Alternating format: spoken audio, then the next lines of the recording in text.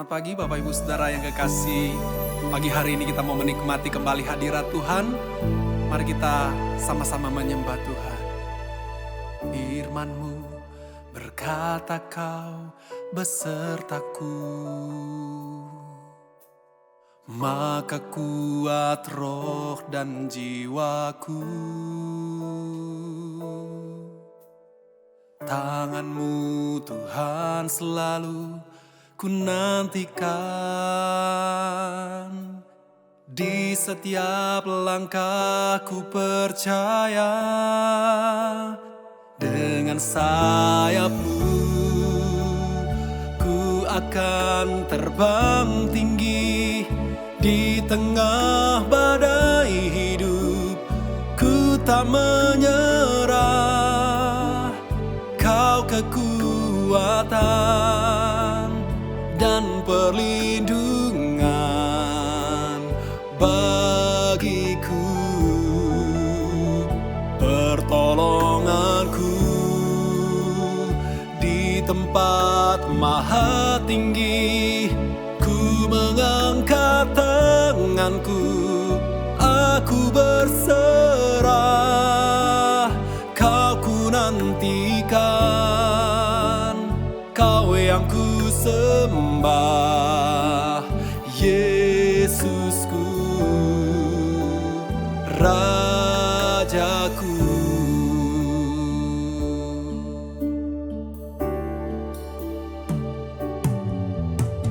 Firman-Mu berkata kau besertaku,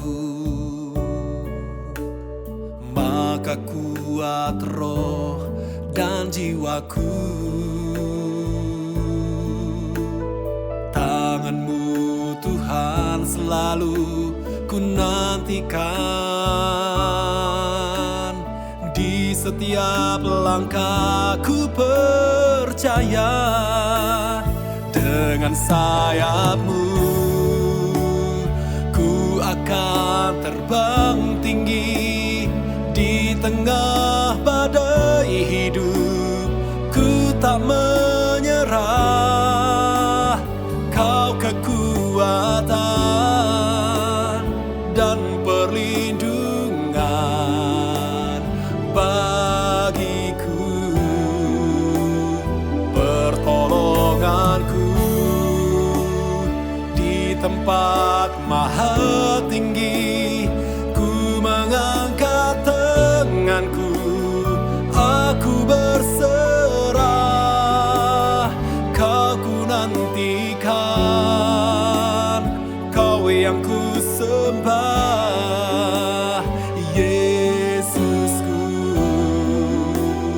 Rajaku.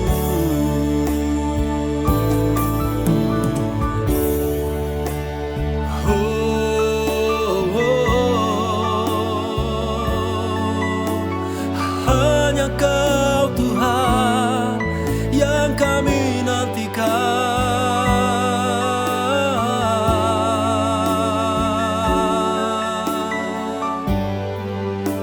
Kami sembah.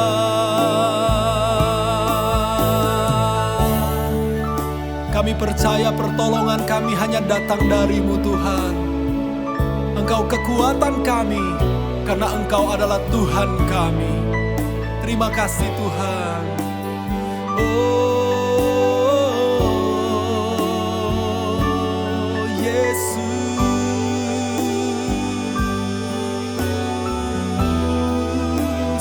dengan sayap-Mu, dengan sayap-Mu ku akan terbang tinggi, di tengah badai hidup ku tak menyerah. Kau kekuatan dan perlindungan bagiku, pertolonganku di tempat maha tinggi. Ku mengangkat tanganku, aku berserah. Kau ku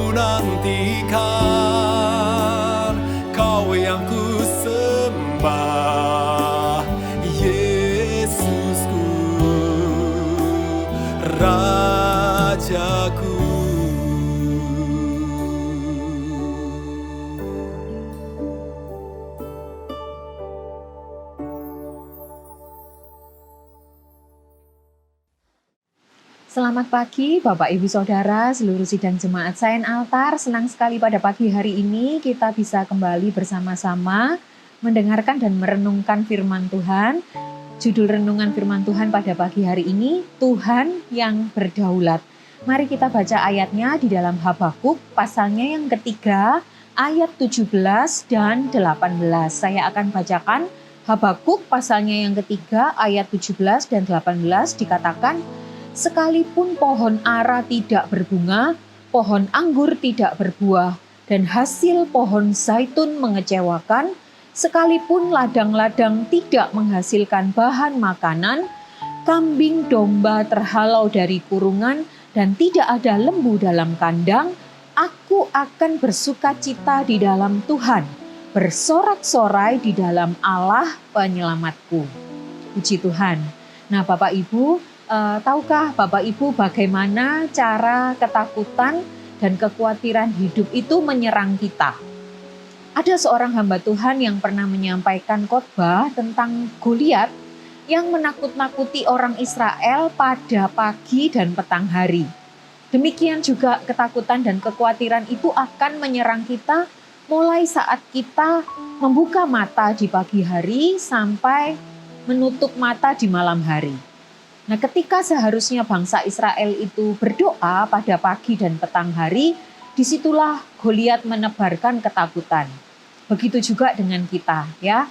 Kita seharusnya datang kepada Tuhan di dalam doa-doa kita, tetapi ketakutan dan kecemasan akan menyerang kita sehingga kita menjadi lemah. Nah, memang tidak bisa dipungkiri hari-hari ini adalah hari-hari yang semakin sulit dan penuh ketidakpastian. Situasi politik, keadaan ekonomi, masalah kesehatan, dan banyak lagi berita yang kita dengar dan bisa membuat kita begitu khawatir, tertekan, bahkan ingin menyerah.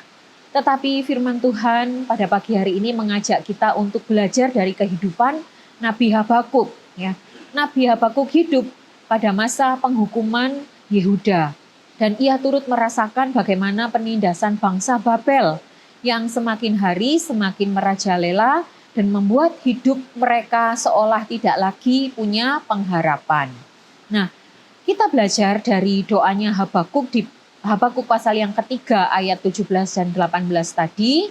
Nah, kita belajar bahwa sekalipun mereka tidak punya alasan untuk bersukacita, Nabi Habakuk ini tetap bersorak-sorai. Ya. Dari sini kita belajar bahwa imannya tidak bergantung kepada berkat. Ya, imannya bukan iman yang relatif, tergantung situasi yang enak atau tidak enak. Ya. Imannya tertuju hanya kepada Tuhan yang kasih dan kuasanya tidak berubah.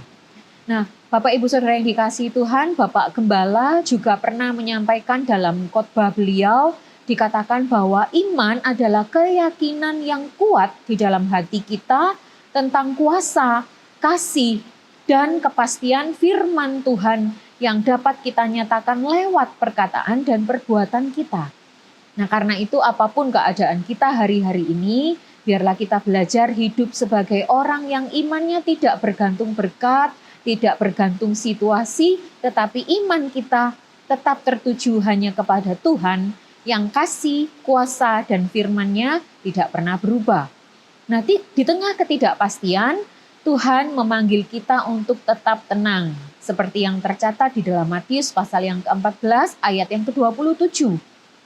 Selama kita hidup, masalah itu akan tetap ada. Namun, jangan lupa bahwa Tuhan tetap Tuhan yang berdaulat. Tuhan yang memegang kendali atas kehidupan kita. Nah, kedaulatan Tuhan ini terlihat bukan saat Tuhan itu menyingkirkan masalah, ya, tetapi kedaulatannya itu dinyatakan ketika Dia memberi kekuatan kepada kita.